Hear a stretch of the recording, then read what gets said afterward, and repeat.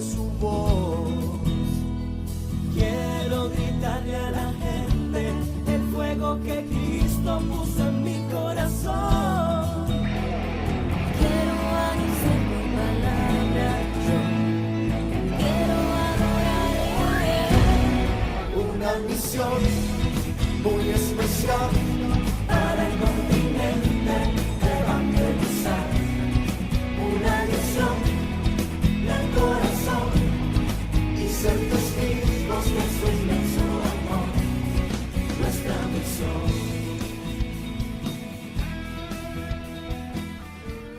Hola, ¿qué tal amigos? Bienvenidos a una nueva emisión de su magazine El Atrio, aquí en Telesantiago, el canal del amor. Y vamos a la sección Pregúntele al Padre.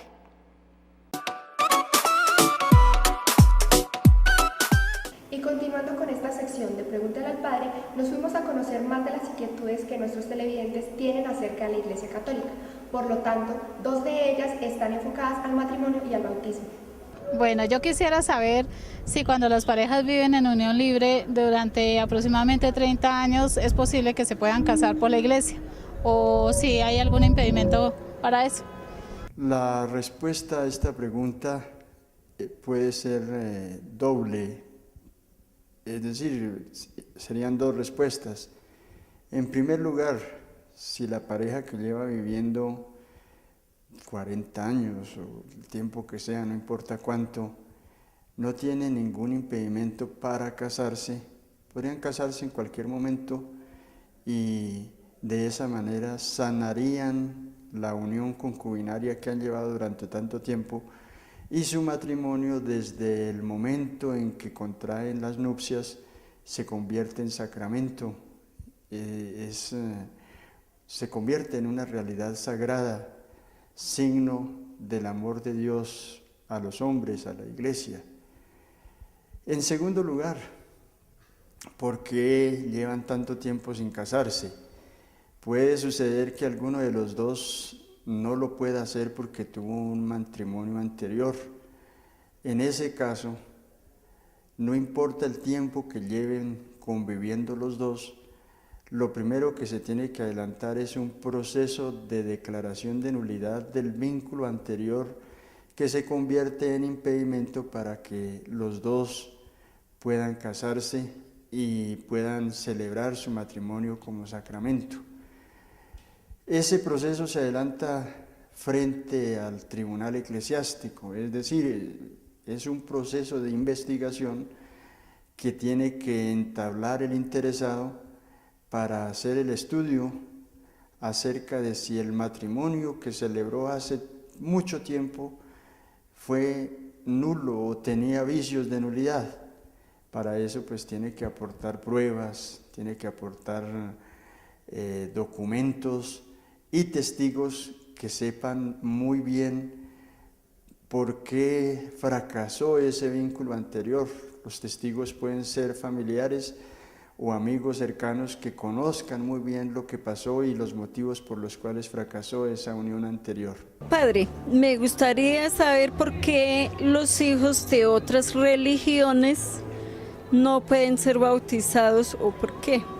Los hijos de las personas que pertenecen a un grupo religioso no católico, lo normal y lo lógico es que reciban el bautismo o los sacramentos que tenga ese grupo del grupo a donde pertenecen. Por ejemplo, del grupo luterano, cristianos de Filadelfia, cualquier otra denominación no católica. Si allá recibieron los sacramentos los niños, pues la Iglesia tiene que respetar eso y no ponerse a excomulgar a los padres por haber llevado a sus hijos allá, porque de hecho los padres ya pertenecen a ese grupo en donde los niños recibieron los sacramentos. Pero el niño cuando cumpla 14 años puede pedir a la Iglesia ser admitido para empezar su vida como católico. Se hace un rito de admisión con la autorización del obispo, se inscribe en los libros de bautismo de la parroquia a donde pertenezca y empieza su vida como católico. Igualmente, el niño al cumplir los 14 años podría hacerse bautizar por la Iglesia Católica si no ha sido bautizado en ningún otro grupo, porque el bautismo no se repite, el bautismo imprime carácter y se aplica una sola vez en la vida. Cuando fue bautizado en un grupo no católico y hay una petición de pertenencia a la Iglesia Católica tiene que entrar a estudiar acerca de la validez de ese bautismo, y si lo considera válido, lo que la Iglesia tiene que dar es un decreto de aceptación a la Iglesia Católica, y el que pide, además de firmar el documento correspondiente a su pertenencia a la Iglesia, tiene que profesar la fe y hacer las promesas de vivir unido a la Iglesia de ahí en adelante para siempre. Agradecemos a Monseñor Leopoldo López Vega por la respuesta y orientación a estas dos inquietudes que nuestros televidentes manifiestan.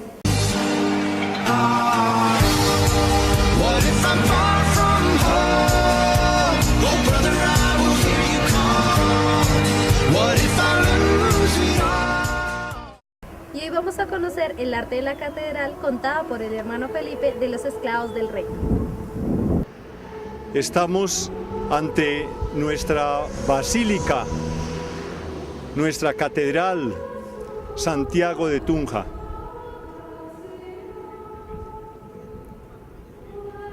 Queremos llamar la atención respecto al frontis, a la portada. Este frontis tiene unas características preciosas. Está considerado como una obra de arte única en nuestra América Latina. Los estudiosos del arte sagrado ponderan este frontis y consideran que es de lo más bello que tiene nuestra catedral. Se debe a un ilustre artista llamado Benjamín Carrión. Presenta en la hornacina o nicho, que tiene dos columnas, una imagen de Nuestra Señora como madre, la Madonna, y presenta dos nichos entre columnas a los lados de la puerta principal con los apóstoles San Pedro y San Pablo. Debido a las condiciones de nuestra vida social, en que con frecuencia se hacen hurtos, fueron extraídas las dos imágenes de San Pedro y San Pablo de sus nichos, de sus hornacinas, y ubicados arriba. Estas dos esculturas pues están a los lados de la Madonna, pero en realidad deberían de estar en los nichos que hemos mencionado. Este frontis anteriormente sobresalía porque la fachada de la catedral era de color blanco y no tenía la piedra que en este momento presenta. Entonces el fondo blanco le daba realce a esta portada maravillosa, que daría para consideraciones más amplias. Estamos ante el atrio de la catedral. La palabra atrio es una palabra de origen grecolatino. En latín decimos atrium y viene del griego atrion. Y la palabra griega atrion tiene su origen en la palabra éter, que significa aire. Se escribe con alfa, iota, y luego la letra zeta, la letra eta y la letra rho. Éter. Y etros significa intemperie. Intemperie. Entonces, el atrio es el lugar externo al templo en que estamos en la intemperie. Cuán bello el atrio, cuán significativo el atrio. Suele tener escaleras para hacernos sentir que en el templo somos elevados a la intimidad con Dios. Nuestro sencillo atrio, el sencillo atrio de nuestra catedral, tiene 3 monumentos que enaltecen las figuras de eminentes sacerdotes, de eminentes instrumentos de Dios. Al lado izquierdo, al extremo del atrio, está la figura del padre Juan de Castellanos. Y al extremo derecho, correspondiendo a la torre, está la figura de su señoría Cayo Leonidas Peñuela.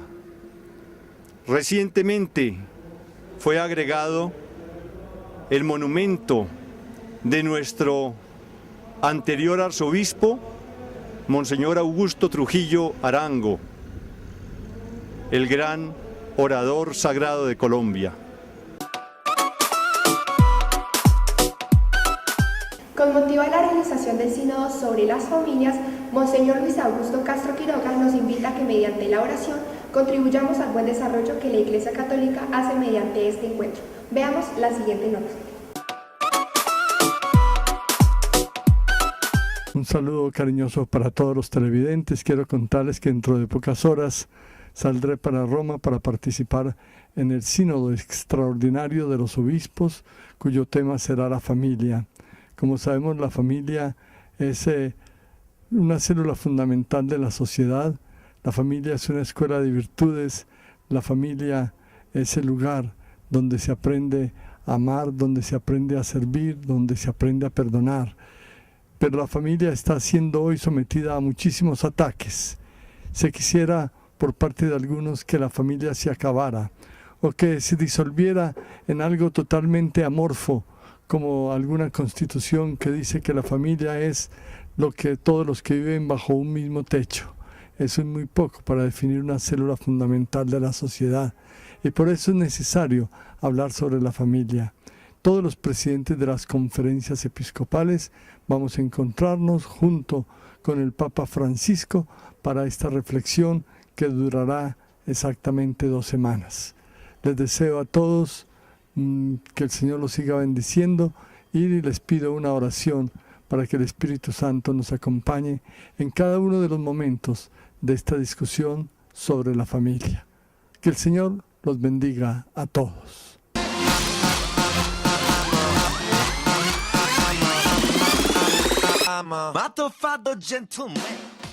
I used to rule the world. Seas would rise when I gave the word. Now in the morning I see. Damos una cordial bienvenida a todos nuestros amigos televidentes desde el atrio.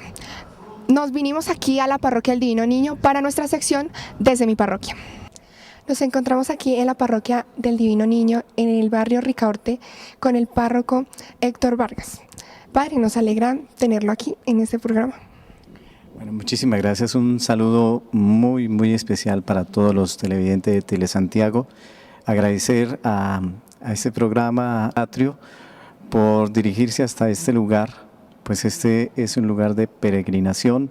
Además es un lugar de congregación de la comunidad parroquial para celebrar al Señor cada día, cada domingo con la celebración de la Santa Eucaristía y los demás sacramentos. Me alegra mucho compartir con ustedes estos momentos y de verdad pues saludarlos con todo el cariño e invitarlos para que también se vinculen a nuestra parroquia. Bueno, padre, nos encantaría escuchar sus grupos pastorales que tienen en la iglesia. ¿Cuánto tiempo llevas en la iglesia dando ese hermoso servicio a la parroquia del Divino Niño? Bueno, ya casi salgo pensionado.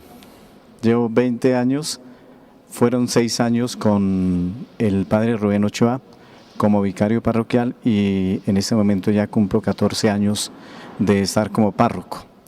De los grupos pastorales, pues tenemos primeramente como cabeza el EPAP, el equipo parroquial de animación pastoral, pues que reúne, es como la síntesis de todos los grupos, movimientos y comités parroquiales. De este se desprenden el comité de liturgia, el comité de pastoral social, el comité de, bueno, digamos así, comité o el grupo de los ministros de la Eucaristía. También está la pastoral familiar, la pastoral infantil, la pastoral juvenil. Últimamente está tratándose de consolidar el comité de pastoral vocacional. Dentro de los grupos apostólicos hay varios. Está la Legión de María, que se reúne todos los sábados a las 2:30 de la tarde aquí en la capilla de la parroquia del Niño Jesús. Está también el grupo de oración de la parroquia que se reúne los miércoles a las 2 de la tarde. Está el grupo de Jesús del Buen Pastor, que se reúne todos los sábados a las 6 de la tarde. Hay otro grupo apostólico que se llama Jesús de la Misericordia, se reúne en los hogares todos los martes a las 3:30 de la tarde. Está el grupo de los apóstoles, está el grupo de la adoración perpetua, está el grupo de los adoradores del Santísimo Sacramento del altar, entre otros. De pronto se me olvidan algunos, pero esos son más o menos los grupos que existen en la parroquia. Padre, nos encantaría también saber qué actividades próximas tiene la parroquia. Estamos en una como premisión para la celebración de la fiesta patronal en honor al Niño Jesús, que se celebrará el día 19 de octubre. Entonces tenemos una visita a los sectores, a los grupos de familia a partir del 22 de septiembre.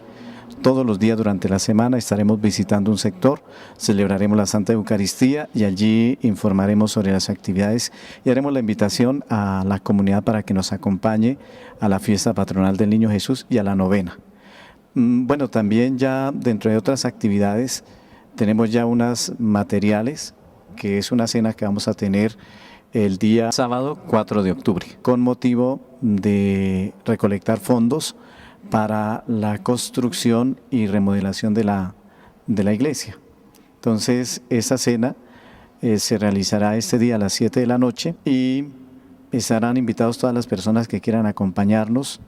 Les agradecemos pues por esa colaboración, es un bonito de 10,000 pesitos que estamos ofreciendo para recolectar esos fondos, puesto que es una obra que está calculada más o menos en unos 650 millones a este año y pues con las actividades que hemos realizado solamente tenemos un poquito más de 10 millones, pero con esto pues es muy pequeño para la obra que tenemos. Tenemos también el proyecto precisamente allá en una cartelera, tenemos el proyecto de la construcción que vamos a realizar, que es al frente de la iglesia, el atrio, no el atrio del programa, sino el otro atrio de la iglesia, y unos salones parroquiales que tenemos proyectados. Bueno, esperamos que con la ayuda de Dios, de la comunidad, que sé que se va a lograr, podamos hacer esta obra realidad. Padre, le agradecemos por darnos la acogida en tu parroquia. El agradecimiento es de parte nuestra y una felicitación a este programa El Atrio, porque es un programa muy variado, es un programa también muy visto por la comunidad y además pues que trae mucha información de pronto de esas actividades que poco se conocen. Lo felicito y espero que sigan adelante con este programa.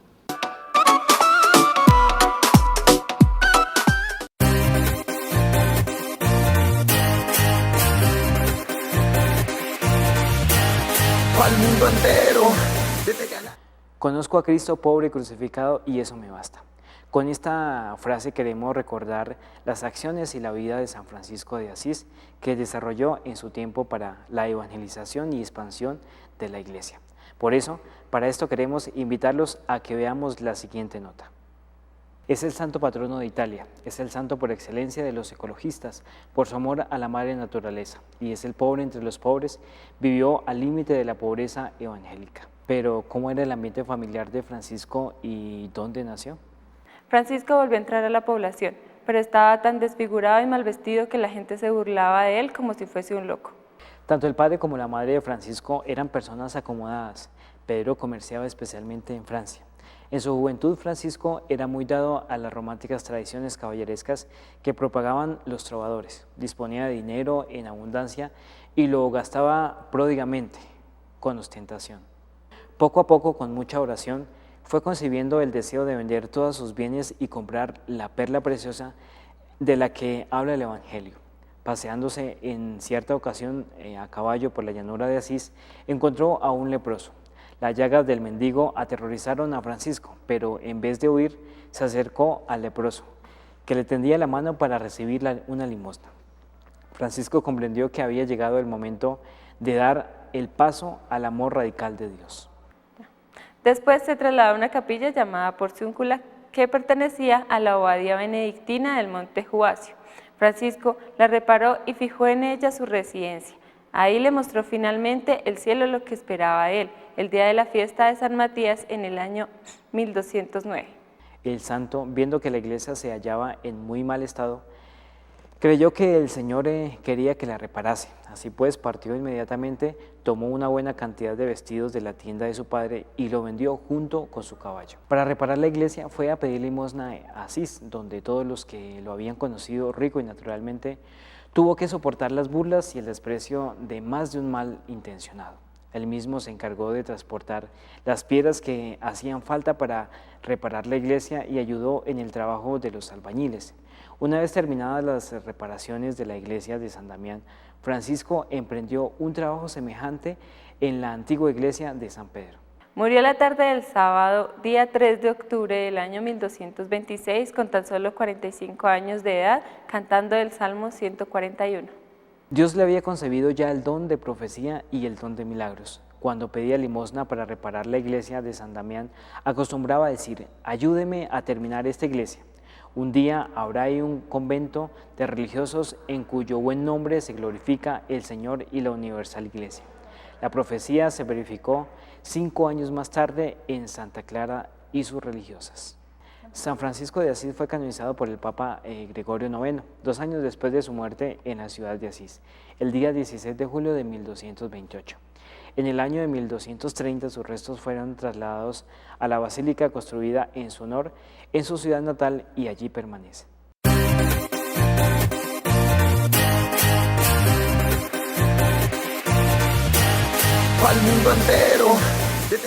Francisco de Asís nació en la ciudad de Asís, en Italia, en 1182.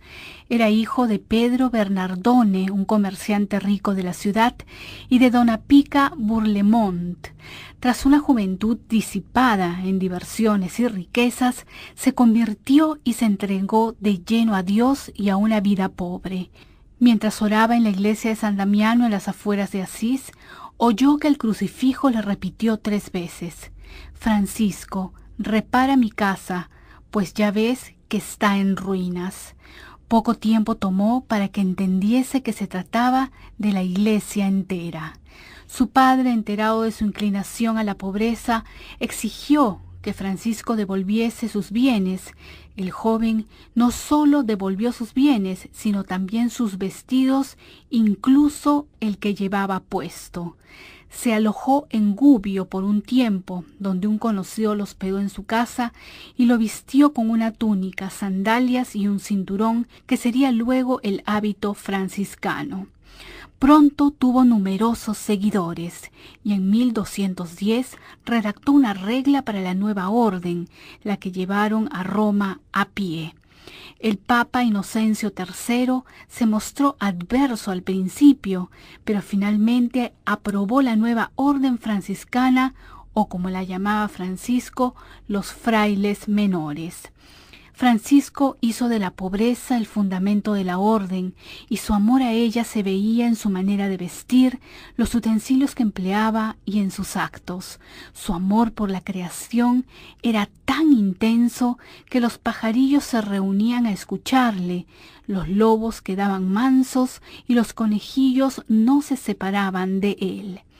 En 1212 llegó como discípula una mujer llamada Clara de Asís, con la que fundó la Orden de las Hermanas Clarisas, constituyéndose la rama femenina de los franciscanos. En 1224, alrededor de la fiesta de la Asunción, el santo recibió los estigmas en el monte Albernia, donde se había retirado. Luego de escribir el cántico del hermano Sol que alaba la muerte, Francisco fallece el 3 de octubre de 1226. Fue canonizado el 16 de julio de 1228. Sus restos se encuentran en la Basílica de San Francisco de Asís, en Italia.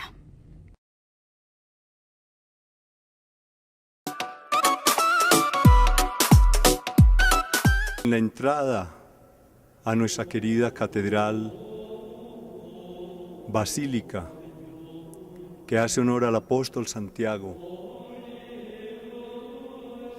aquí en Tunja.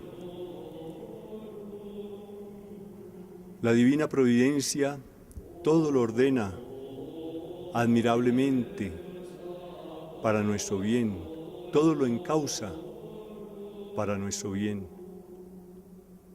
Y nos permite, desde este momento, una aproximación reverente a este monumento, el más importante de nuestra arquidiócesis. El monumento religioso principal de Tunja y de nuestra arquidiócesis. Justamente después de haber cumplido 50 años nuestra arquidiócesis de Tunja.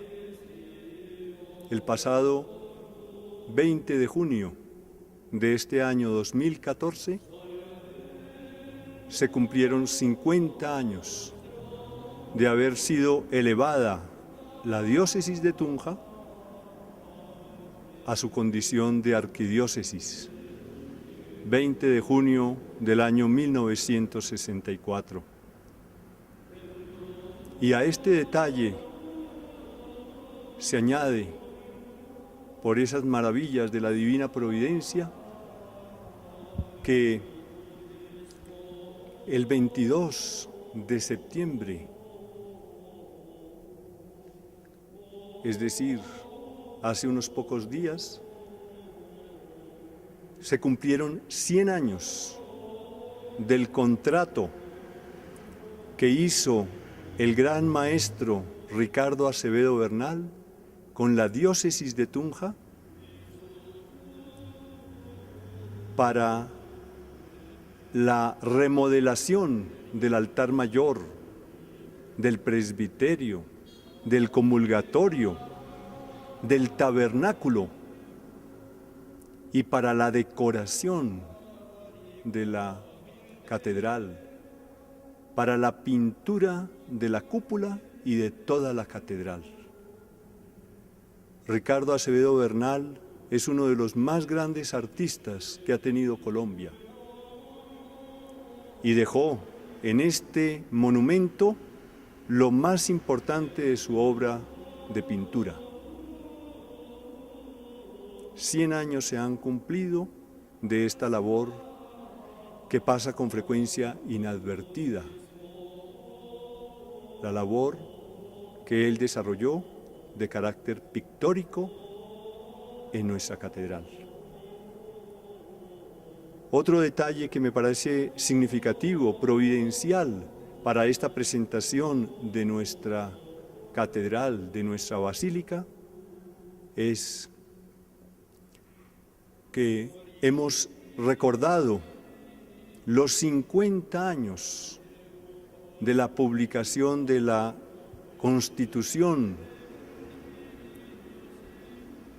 del Concilio Vaticano II, Sacrosanctum Concilium, referente a la liturgia.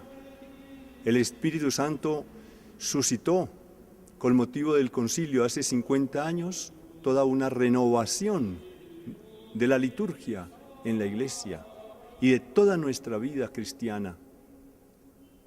Estamos pues en un momento providencial para valorar el más bello monumento que tenemos en Tunja, el más bello monumento religioso de nuestra arquidiócesis. A lo largo de las naves de nuestra catedral podemos observar los preciosos ángeles que dejó el gran pintor Ricardo Acevedo Bernal. En pintura religiosa, Ricardo Acevedo Bernal pone un hito, el más alto en Colombia, la figura humana con una naturalidad, con una belleza de máximo grado. Oportunamente nos detendremos en la obra pictórica de él, la presentaremos ordenadamente, pero en este momento de introducción podemos observar algunas de estas pinturas. Del otro lado observamos los ángeles que intervinieron en la Pascua del Señor y que hermosamente nos dejó este gran artista colombiano. Amigo personal de Monseñor Eduardo Maldonado Calvo, los dos de origen bogotano.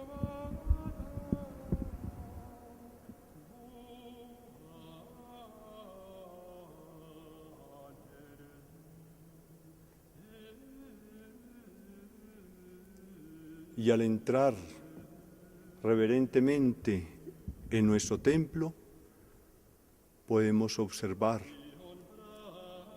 el artesonado mudéjar, que tiene una extraordinaria belleza y que está sobre la nave central. Nos detenemos ante el presbiterio y admiramos la obra principal del maestro Ricardo Acevedo Bernal, la decoración de la cúpula que nos presenta a Jesucristo triunfante, a su manifestación al final de los tiempos, como Rey universal, irradiando su sabiduría y su amor desde su sagrado corazón. Fijémonos que aparece la figura triunfal del Señor, triunfante del Señor, Rey universal, sobre la señal del Hijo del Hombre, como dijo él, sobre la señal de la cruz. Esta es una obra monumental, única en Colombia.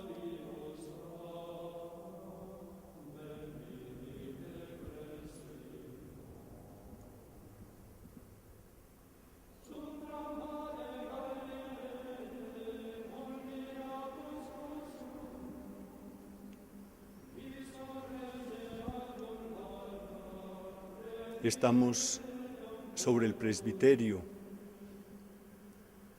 y vamos a fijar nuestra mirada en la cátedra, en la sede episcopal. Nuestra humilde, nuestra sencilla, nuestra austera catedral tiene este detalle extraordinario, significativísimo, de mostrar la sede o cátedra del obispo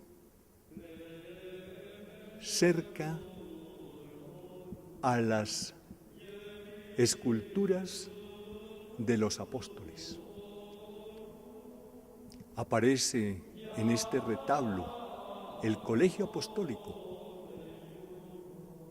alrededor de la reina de los apóstoles y bajo la imagen de la Santísima Trinidad.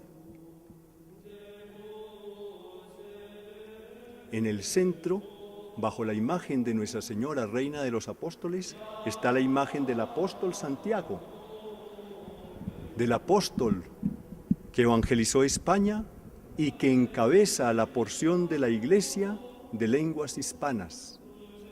Nosotros somos miembros de esta porción de la Iglesia encabezada por el apóstol Santiago, el mayor, el primer mártir entre los apóstoles. Y es significativísimo que la sede episcopal, la cátedra del obispo, esté rodeada de las imágenes de los apóstoles, porque nos hace sentir que el ministerio episcopal es sucesión respecto al ministerio apostólico. Los obispos son sucesores de los apóstoles. Este detalle es único, extraordinario. Difícilmente encontramos otro templo catedral que tenga la sede episcopal rodeada de las imágenes de los apóstoles.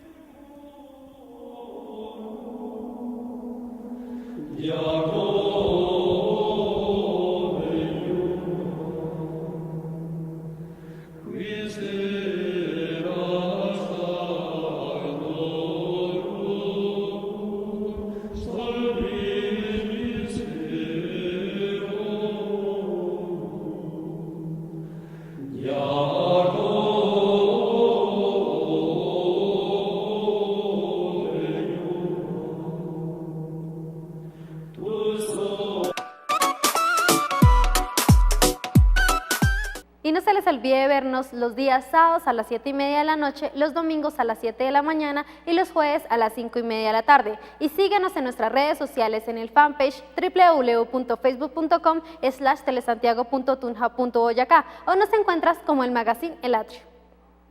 Gracias por habernos acompañado el día de hoy. Chao. Chao.